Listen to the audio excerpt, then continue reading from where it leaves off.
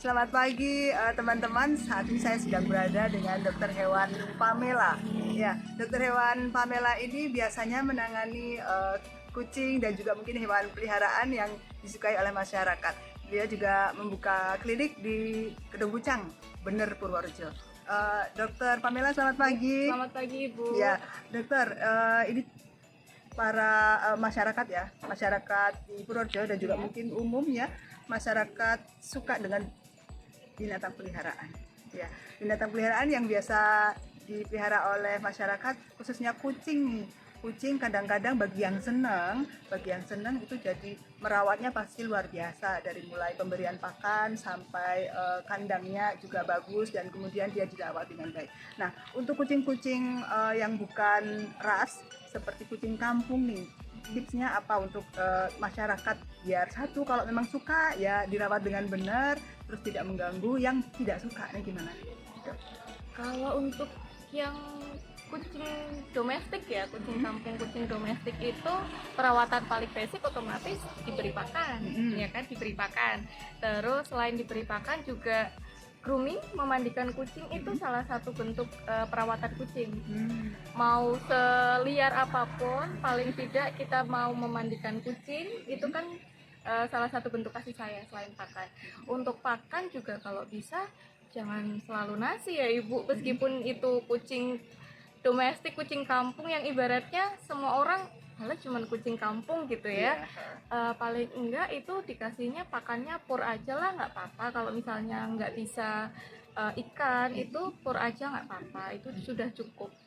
Jangan dicampur sama nasi karena tidak semua kucing itu bisa tahan sama nasi. Iya, kalau dikasih nasi kenapa dok? Biasanya itu kan nasi sisa atau biasanya yang paling murah begitu. Kenapa kalau kucing dikasih nasi kadang-kadang nggak cocok?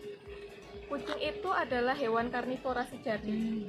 Jadi kalau misalnya dibandingkan anjing, anjing itu dia masih mau makan nasi. Tapi kalau kucing itu karnivora sejati. Oh, gitu. Jadi otomatis yang namanya karnivora ya pakannya harus hewan ya, tentang iya. hewan gitu kan.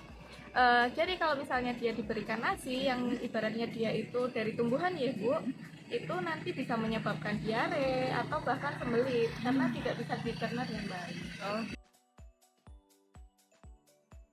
Iya dokter, tadi terkait dengan pakan ya, baik kucing kampung maupun kucing ras ya, itu berarti memang sebaiknya pakannya bukan dari tumbuhan ya, karena dia karnivora begitu ya? Kalau untuk pakan misalnya pur itu sendiri pasti ada campurannya Ibu ya, pasti ada campurannya, mungkin gandum atau tepung gitu. Tapi kan kalau pakan kucing yang pur-pur itu biasanya kan sudah disesuaikan dia kandungan apanya, nutrisinya itu sudah sesuai. Kalau nasi kita tidak bisa menyesuaikan, jadi pasti diberinya mungkin cuma sedikit, tapi sebenarnya yang masuk gulanya banyak.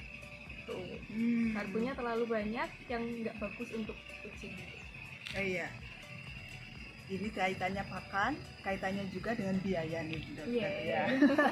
Kalau kucing ras, karena harganya mahal mungkin sepadan ya dibelikan dengan pakan yang membeli gitu ya, mungkin pur begitu. Nah, apakah ada tips bagi mungkin masyarakat yang suka kucing, tetapi mungkin biayanya untuk membelikan pakan seperti pur itu kurang? Apakah bisa dibuat sendiri dari apa gitu yang bisa menghemat biaya dok? Kalau untuk pakan itu sebenarnya kan ada dua macam ya Ibu. Ada pakan basah, ada pakan kering. Nah, pakan kering itu biasanya nanti bentuknya ya pakan-pakan yang dijual di masyarakat. Itu memang sulit untuk dibuat sendiri ya Ibu. Tapi kalau misalnya pakan basah itu nanti bisa dibikin sendiri. Pakan basahnya itu bisa dari campuran ati ayam, daging ayam, kepala ayam juga bisa. Nanti kita rebus, di blender, terus dicampur. Pakai agar-agar bisa atau tidak dicampur agar-agar juga bisa. Agar-agar yang plain itu nanti bisa dikulkasin, itu bisa dipakai beberapa hari, bisa sampai 1 minggu. Itu jauh lebih menghemat. Karena kan kalau misalnya kucing itu hanya diberi pakan yang kering terus, nanti akan terjadi penyakit yang namanya FLUTD. Apa itu dok? Itu kalau orang mungkin lebih familiarnya dengan sistitis atau kencing berdarah, tidak bisa kencing, itu karena pakannya terlalu kering. Makanya kalau misalnya pakan yang seimbang itu harus pakan kering dicampur pakan basah. Kalau misalnya pakan basah kan mungkin memang sedikit lebih mahal ya Ibu, dan itu bisa dibuat sendiri. Iya, menarik sekali nih. Masyarakat mungkin belum paham tentang pakan alternatif yang mungkin bisa lebih menghemat biaya, Iya. ya utamanya untuk kucing-kucing yang kucing kampung ini.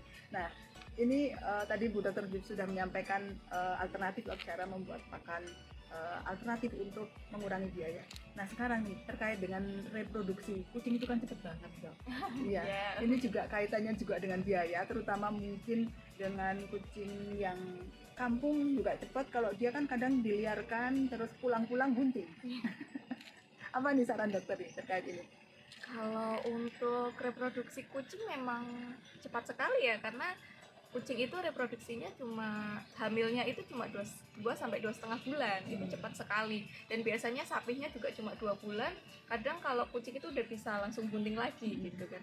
Kalau untuk cara mencegahnya otomatis steril. Yang pertama, steril itu sudah pasti jalan yang paling baik bagi kucing, meskipun itu istilahnya mungkin kalau orang mikirnya itu kejam sekali ya Ibu, karena kan harus diambil rahimnya gitu kan, steril, harus dioperasi. Tapi itu adalah cara yang paling baik, yang paling sesuai dengan kesejahteraan hewan, itu adalah steril. Tapi kalau misalnya terkait biaya, memang steril biayanya jauh lebih tinggi ya. Tapi kalau misalnya dibandingkan dengan kita harus mengurus banyak anak-anak kucing, itu menurut saya jauh lebih baik lah kalau misalnya di steril gitu. Kalau misalnya belum mampu untuk steril, ya paling tidak harus punya kandang, atau kucingnya ya dibiarkan di dalam rumah gitu, karena tidak ada obat ataupun istilahnya yang menghambat hormon untuk biar dia tidak birahi gitu. Jadi ya kalau nggak mau bunting harus steril. Gitu ya. Iya. Boleh tahu nggak skill harganya dong Dok? Berapa kalau steril? Kalau steril untuk jantan ya, untuk jantan itu nanti paling biasanya kalau di Purworejo itu sekitar 250 sampai 350. Tapi kalau betina itu jauh lebih mahal karena kan dia harus anestesinya harus anestesi umum ya, harus total gitu. Karena itu ibaratnya harus buka perut ya Ibu. Kalau misalnya betina itu nanti sekitar ada yang 500 sampai 800 ribu gitu, satu ekornya. Iya. Iya. Biasanya itu di klinik-klinik dokter hewan ya dok ya? Iya itu. Oh iya, baik. Jadi ini alhamdulillah kita ketemu dengan dokter Pamela yang sudah memberikan tips terkait dengan bagaimana memelihara, merawat kucing peliharaan, baik yang mungkin ras maupun juga kucing kampung, dengan pakannya dan juga bagaimana reproduksinya agar kita senang, semua senang gitu ya Bu Dokter. Iya, Bu. Ya terima kasih untuk perbincangan kali Iya, ini, Bu. sampai jumpa. Oke.